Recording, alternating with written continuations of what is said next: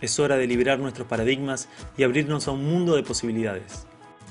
Ese es el objetivo de la educación prohibida. Los invitamos a ser parte de este proyecto, a apoyar un proceso único en la historia del hombre. Los invitamos a ser parte del gran cambio que necesita la educación. Buenas tardes, mi nombre es Germán Loín.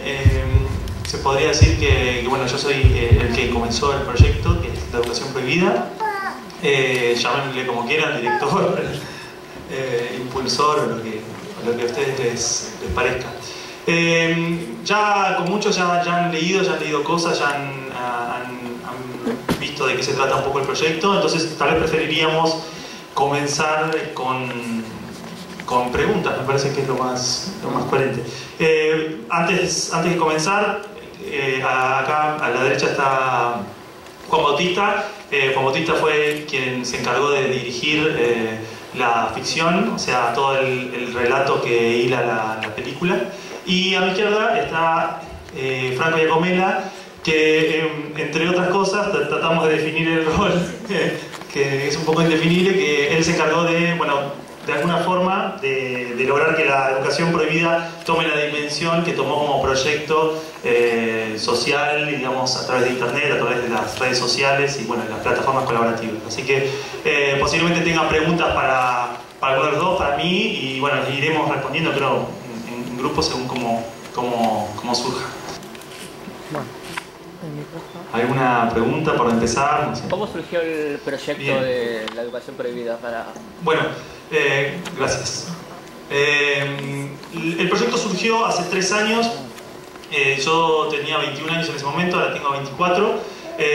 La idea surgió de mi interés, digamos, personal, una curiosidad personal, que era buscar experiencias educativas que se pregunten, se cuestionen sobre bueno, la validez, la legitimidad del sistema, hasta qué punto el sistema vigente, y no hablando del sistema argentino, sino hablando del sistema educativo o el paradigma educativo vigente, hasta qué punto tenía sentido, hasta qué punto era coherente con los valores humanos, con los derechos humanos, con las nuevas formas, digamos, de relacionarnos, hasta qué punto ese paradigma que tiene 200 años no había caducado ya. Entonces eso es un poco lo que me llevó a comenzar con el proyecto. Entonces lo primero que hice fue agarré una cámara mía, un trípode, escribí un mail y a alguien que quería entrevistarme, me parecía que tenía propuestas interesantes, y ahí me dijeron que sí, y bueno,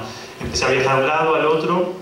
Y durante el primer año y medio se dieron viajes por Argentina, Uruguay, Chile, Perú, Ecuador, Colombia y España, que fue casi gran parte de la investigación del proyecto, donde bueno, sumaron cerca de 80 entrevistas hasta ese momento.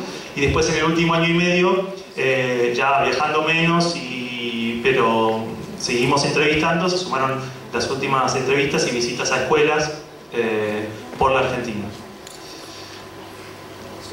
Sí. Sí, para Franco, si hay antecedentes a nivel nacional de un proyecto de esta envergadura, ¿y cuál fue la mayor dificultad que te encontraste para estructurar todo? Bueno, en lo referido, digamos, a la parte, digamos, podemos decir, la realización del proyecto, que digamos, nosotros tendemos a pensar, con Germán, digamos, que el proyecto, hay algo que es el proyecto y algo que es la película, que en cierta forma la película emerge del proyecto. Entonces, a diferencia del cine tradicional o del cine industrial, digamos, nosotros, además de estar haciendo una película independiente con muy pocos recursos, nos planteamos, digamos, la modalidad de pensarlo colaborativamente y esta lógica de que la gente, el espectador, no sea solamente un espectador, sino que tenga otro tipo de participación. En lo referido, me estoy refiriendo a la organización, a la financiación, a la postproducción y a la distribución. Entonces hay toda una serie de cuestiones que tuvimos como ideas políticas que aplicamos en cada uno de esos campos, y estas ideas, digamos, yo personalmente las vengo estudiando y trabajando en distintos ámbitos, lo que se podría llamar la cuestión de la cultura libre. Ustedes conocerán Wikipedia, copyleft, todos estos conceptos que cada vez emergen más.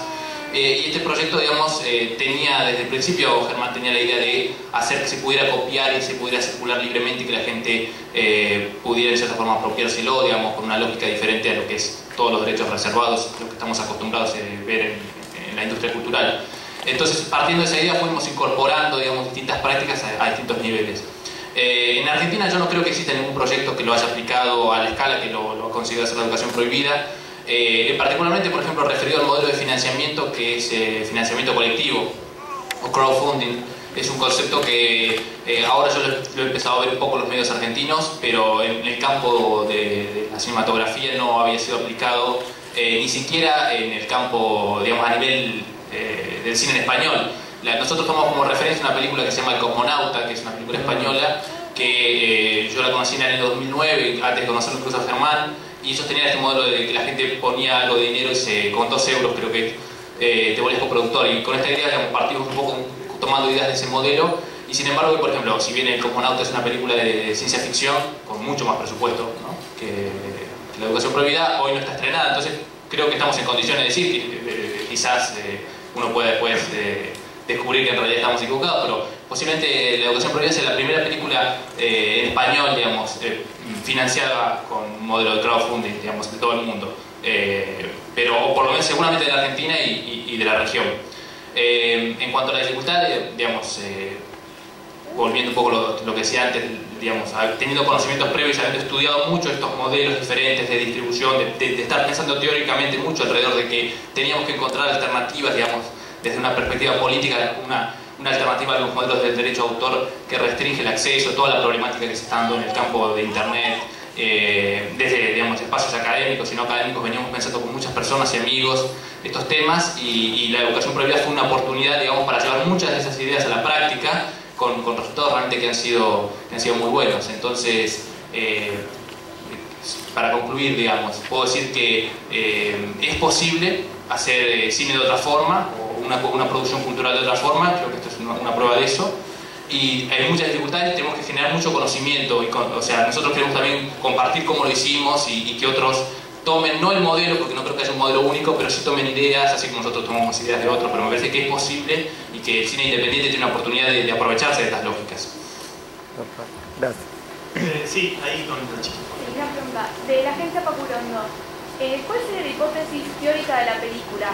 Ustedes recuperan el aprendizaje basado en la singularidad del sujeto por sobre la matriz universalista de la educación moderna. En ese sentido, ¿qué corrientes teóricas siguieron? ¿Qué autores? Y bueno, ¿cuál sería la hipótesis que ustedes hicieron? Bien, podremos partir, digamos, de una idea fundamental, y es que yo comencé la película sin saber absolutamente nada de pedagogía y de educación.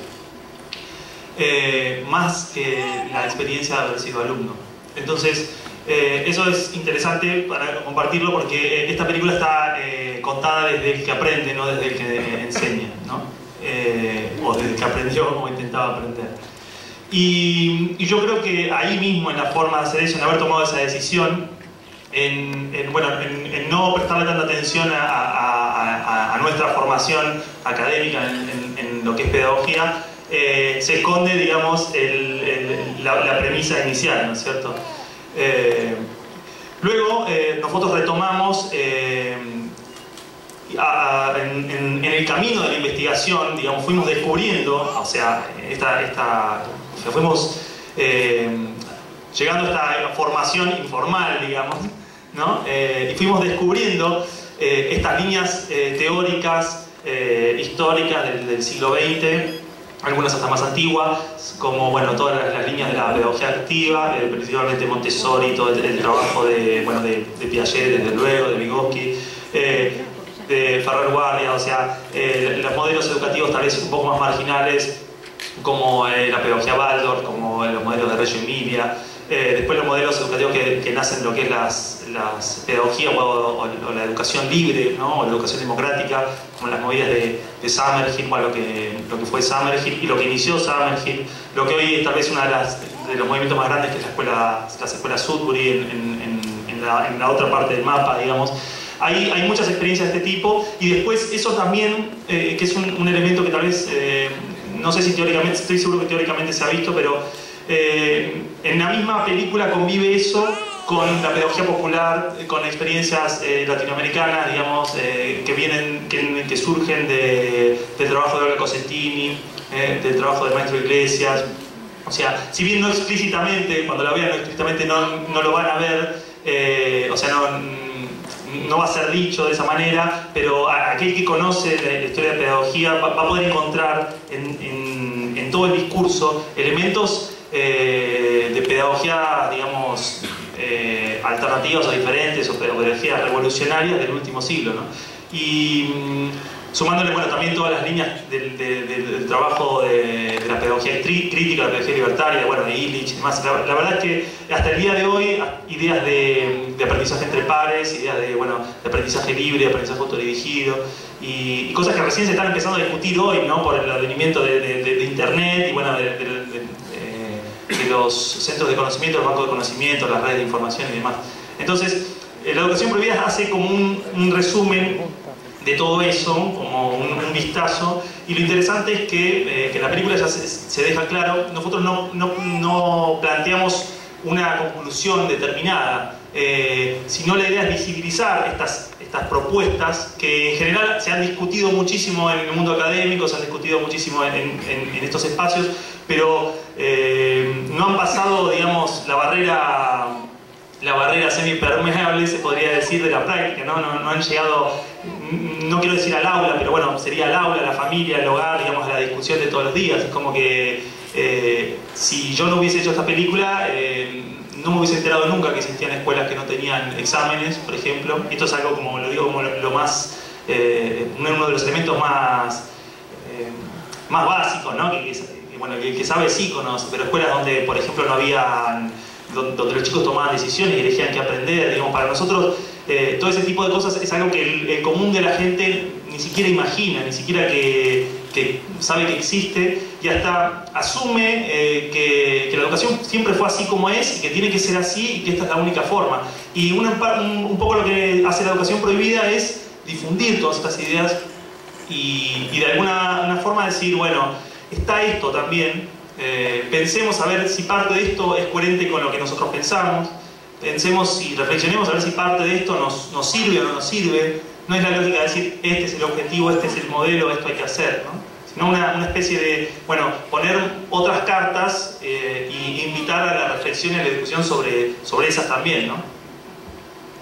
Me estiré un poco, perdón. Sí. El diarito online de La Pampa, sí. Felicitaciones primero que nada. Y gracias. Yo tuve la oportunidad de tener a mi hijo en una escuela experimental de estas que dependen de La Pampa, del Instituto Speroni de La Plata, que hay muchas en todo el país.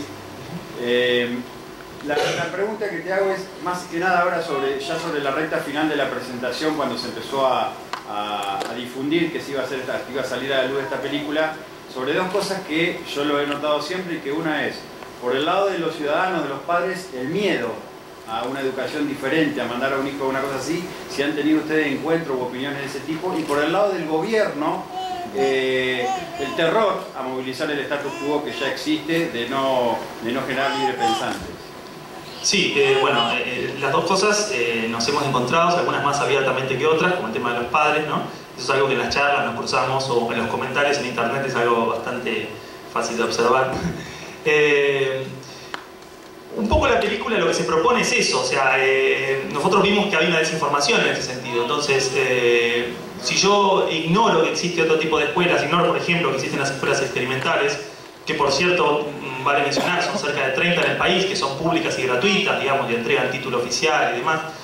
Si yo ignoro eso, va a ser difícil que yo pueda tomar una decisión consciente, informada. Entonces, un poco la película lo que hace, y por eso nos propusimos esto de lo que sea que llegue a la mayor cantidad de personas posible, es que el día de mañana, cuando alguien tenga una discusión sobre este tema, cuando se hable de este tema, tal vez haya alguien que haya visto la educación prohibida y diga, mira, se podría observar desde otro lugar esto, por más que yo tal vez no esté de acuerdo, sí. Es como que brindar más luz sobre estos temas, ¿no? Y en ese sentido, cuando la sociedad civil, digamos, de alguna forma, empieza a generar esta necesidad, a reflejar esta necesidad que creo que en la educación prohibida y en lo que generó se refleja, tal vez empiecen a transformarse otras estructuras, ¿no?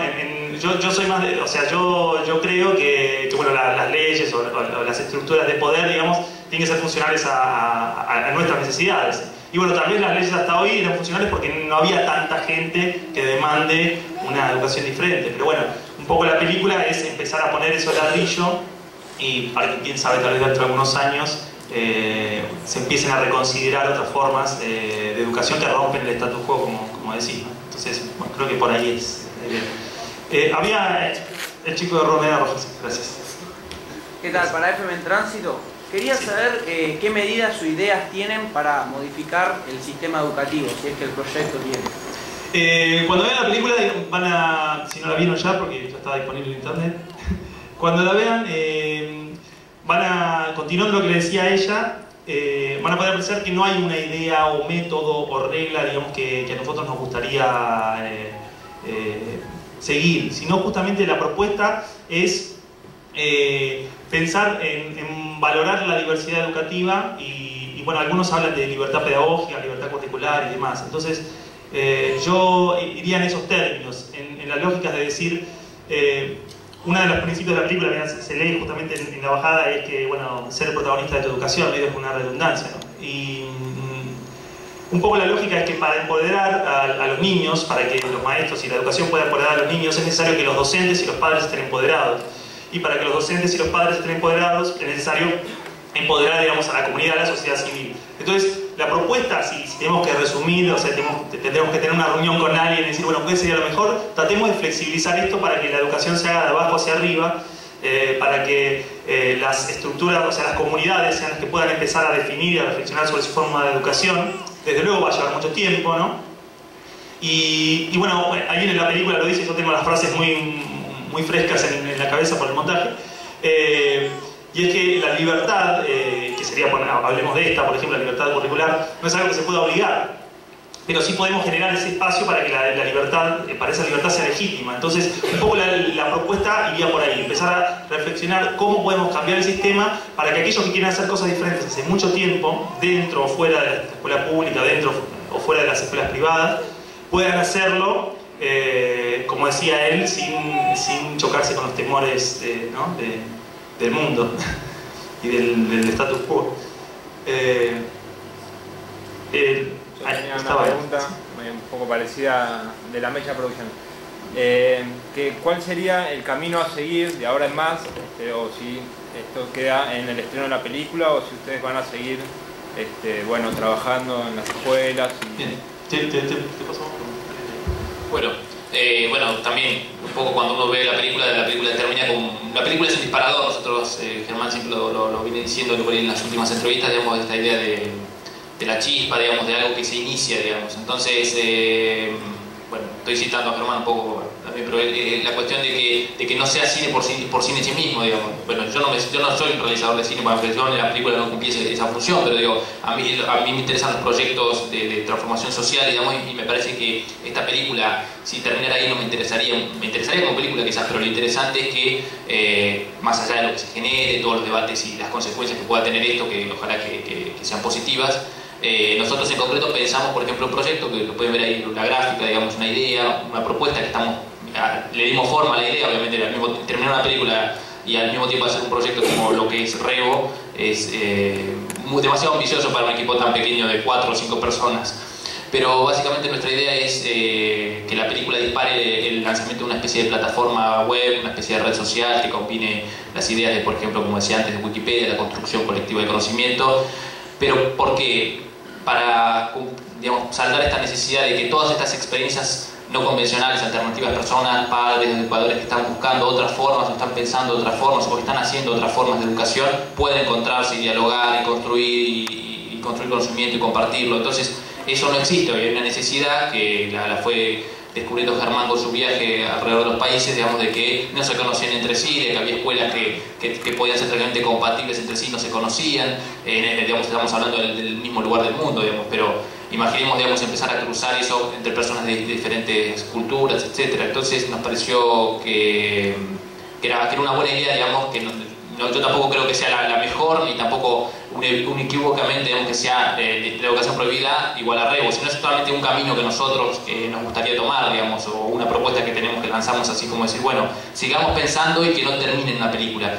Podemos construir este dispositivo, esta tecnología, bueno, hagámoslo, pero también llevemos la discusión al Estado y empezamos a... Mucha gente está empezando a levantar escuelas, digamos, así, ya lo venían haciendo, pero que decía, a partir de la película se empezó a muchas personas querer diseñar escuelas para sus propios hijos o que haya más escuelas de este tipo, digamos. Entonces me parece que va a haber muchos efectos que no todos van a pasar por nosotros, por suerte. Ahí... Eduardo Vergara de Educación en el Futuro. Primero, muchas felicidades a los tres. Gracias. Una pregunta para Juan.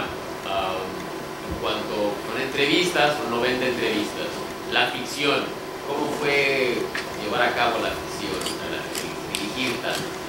Mira, la ficción, concretamente, cuando Germán, yo la familia de Germán la conozco, somos amigos, tengo un cariño muy especial por ellos. Yo ya sabía de todo lo que estaba viviendo Germán y del proyecto, pero en realidad no tenía ni idea de la envergadura y en lo que se había metido. O sea, sabía muy poco por la hermana con quien yo más tengo relación.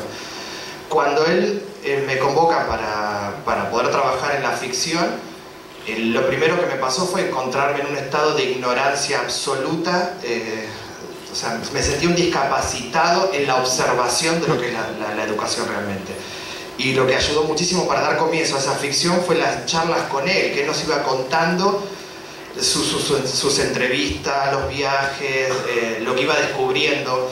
Entonces, en la medida que nos fuimos involucrando en el proyecto, nos encontramos que con el primer guión, nos encontramos con que el primer guión que se había hecho era totalmente contradictorio a lo que estaba planteando el documental.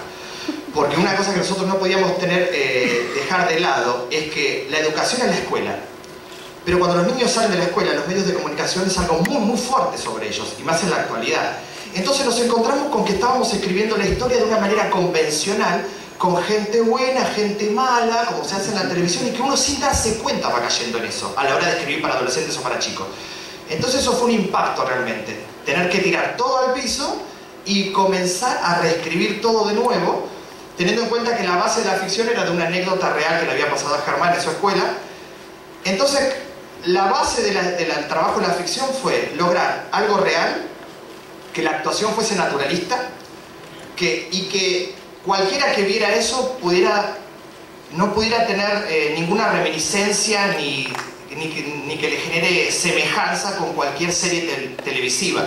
Y más que hoy en día, en nuestro país al menos, cualquier cosa que se haga con adolescentes inmediatamente se cae en algo crismorineado, por decirlo de alguna manera. No es que juzgue lo que hace Cris Morena, pero bueno, digamos, no es de mi gusto. Pero es muy fácil caer en eso sin darse cuenta. Y más que hoy en día nos encontramos con una generación de cineastas jóvenes que están saliendo a la luz habiendo tenido su niñez en la década del 90. Entonces un montón de, perdón los términos, de basura, de porquería, todo que se les fue metiendo en la cabeza, salen al mundo audiovisual escribiendo y trabajando con esas cosas sin darse cuenta de lo que están haciendo, en este sentido, sin darse cuenta que están trabajando con seres sin contradicciones, con cosas que son demasiado alejadas de la realidad. Entonces, a la hora de abordar la ficción fue un impacto con nosotros mismos primero, y el impacto de entender que sin darnos cuenta nos estábamos metiendo en una contradicción. Entonces, la idea fue llevarlo al mayor realismo posible, y nos olvidamos un poco de esto, si el adolescente se siente identificado en toda esa pavada, sino trabajar de manera real. Y la verdad que cuando convocamos a los actores que aparecieron de forma mágica, porque esas cosas para mí son algo que no tiene explicación para nosotros cómo sucede eso, los actores que aparecen de manera mágica, los adolescentes, coincidía que eran todas personas muy especiales, que ya tenían como esa visión o ese cuestionamiento hacia el sistema educativo.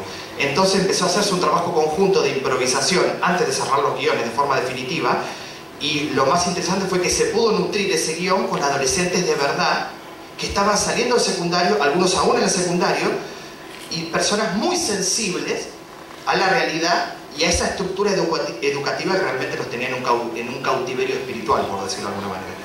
Entonces, creo que fue conjugar todo el trabajo de ellos, lo que nos daban ellos, todo el trabajo que venía haciendo Germán, llegar a un guión y que ya no importaba tanto cómo era el cuento, sino que fuese real, funcional y que estuviera en armonía y sintonía total con lo que Germán venía planteando, que te digo, y quiero repetir esto y recalcarlo, el trabajo que hizo él es algo increíble, que todos los que íbamos llegando al proyecto, el primer impacto que recibíamos era ver el estado de ignorancia que teníamos ante lo que es la educación realmente. Es aprender.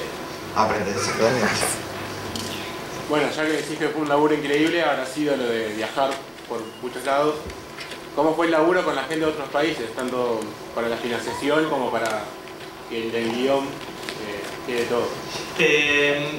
Los viajes los hicimos los primeros años, el primer año y medio. Los primeros viajes los hice solo, los hacía con un amigo que él viajaba, y bueno, yo viajaba al lado, y yo hacía lo mío y él hacía lo suyo, y nos veíamos a la noche. Después, el primer viaje largo que hicimos de a dos, que fue con Verónica.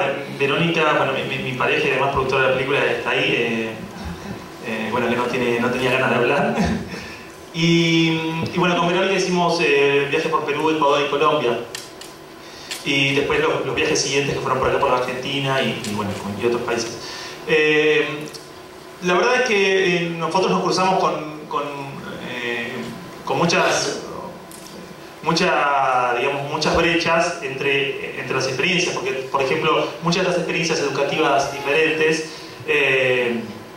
son o tienden a encontrarse en sectores tal vez elitistas o sectores de clase alta y demás. Entonces, ver eso y ver también otras experiencias en sectores populares, en sectores, en espacios que se podría decir de emergencia, digamos, y demás, que nosotros nos pasaba hasta el mismo día. Pasábamos de estar, por ejemplo, eso nos sucedió en Lima, en un lugar, habíamos pasado a estar en la escuela Montessori, que tenía 40 años de antigüedad, en el centro de San Isidro, que es como la zona, digamos, una zona muy adinerada, y a la tarde teníamos una reunión en las afueras, en los barrios alejados, donde los mismos padres habían construido los materiales imitando a los de Montessori, y estaban todos trabajando de forma gratuita. Entonces nos cruzábamos con muchas contradicciones todo el tiempo en los caminos, ¿no? Y en general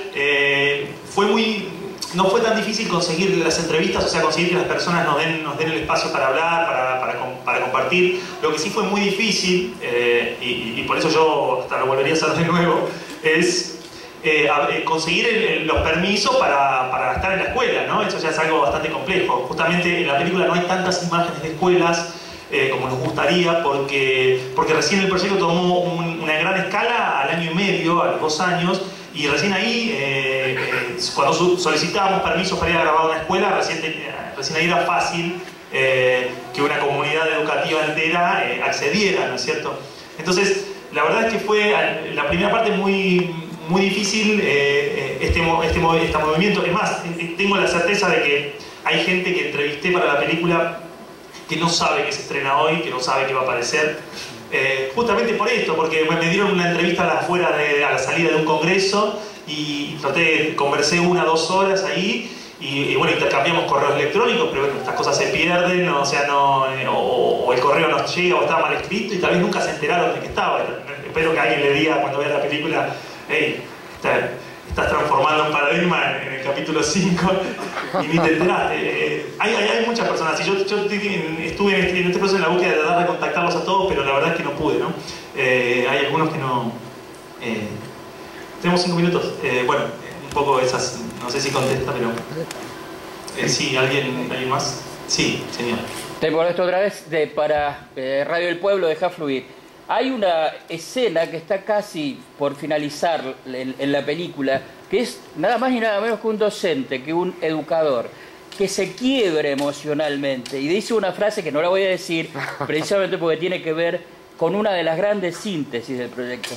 El tema es cómo pudiste percibir o qué le pasaba a esa gente después del micrófono, después que se apagaba la cámara. ¿Qué es lo que te comentaban? ¿Cómo pescaste esa parte humana?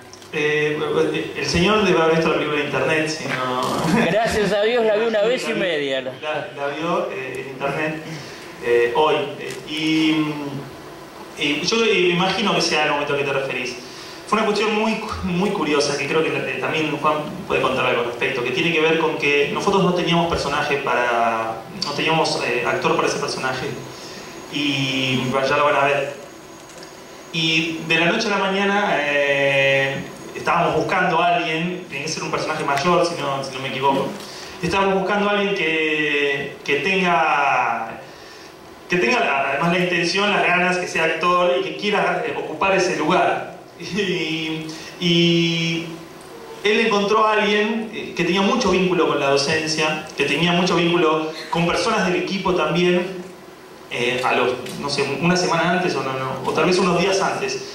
Y la verdad es que ella trajo un ingrediente a ese momento que para nosotros, en ese momento, yo no sé cómo habrá quedado al final. Digamos. Yo ya la vi tantas veces la película que no sé lo que te habrá generado a vos. Pero en ese momento fue una cosa mágica, digamos, ¿no? Y yo creo que gran parte es por lo que ella hizo, o sea, por su trabajo, o por la vida que le puso. Porque ella ya tenía historia de escuela, ¿no? Y eso por un lado. Y por el otro, la verdad es que en cuanto al guión de eso, nosotros cuando lo pensamos, que lo fuimos puliendo, digamos, entre los dos, pensamos en las maestras de escuelas rurales. Pensamos en los maestros que están ahí hace muchísimos años y que estuvieron siempre al pie del cañón, que estuvieron desde la vocación, digamos, desde el compromiso, desde el contacto con el chico. Decimos las escuelas rurales, o sea, hay maestros de esos en todas las escuelas, ¿no? Pero tal vez en las escuelas rurales se hace muy evidente que esa persona no está ahí, o sea, está ahí por lo humano, ¿no? Y debe haber excepciones, no sé, pero como en todo. Pero nosotros lo pensamos en ese lugar. Y surgió, sí. Disculpa, le digo a él, disculpa. Quería una anécdota chiquitita de ese personaje que vos estás diciendo. En el texto, en el principio, era un hombre. No aparece el actor, empezábamos ya a grabar, y donde yo doy clases de teatro, un día estoy entrando y veo a la dueña del lugar, una casa antigua de San Telmo, lo voy a hacer corto porque si no me voy, y la veo a ella y de golpe me quedo mirando y digo, el personaje no es un hombre, es una mujer, es ella, dije. Entonces me acerco y me empiezan a saltar las fichas. Digo, vos Teresa, sos del campo y trabajaste y se empieza a caer todo de golpe. Digo, es ella. Y faltaba pero nada para grabar. Entonces mirá, le empiezo a explicar papá, me dice, bueno, pero no sé, Juan, vos me dirigís ya. Ella vivió una cuadra de casa, me fui a mi casa, no llegó el texto, le empiezo. Digo, no lo vas a estudiar de memoria, primero vamos a charlar qué te parece, papá. Fue un laburo así, La termino después dirigiendo en la combi cuando iba haciendo la grabación, iba por la televisión, no quería estudiar el texto. Y pasó algo re mágico, que el día que ella llega a la grabación, Germán me acuerdo que se acerca, la abraza y me dice, sentí que era ella. Aparte era uno de los textos más importantes. Y una cosa que fue como el broche así mágico, cuando ella entra, se conocían con Gastón Paul, que está también en el proyecto, nadie sabía nada, resulta que era la madre del mejor amigo de Gastón, donde se había criado.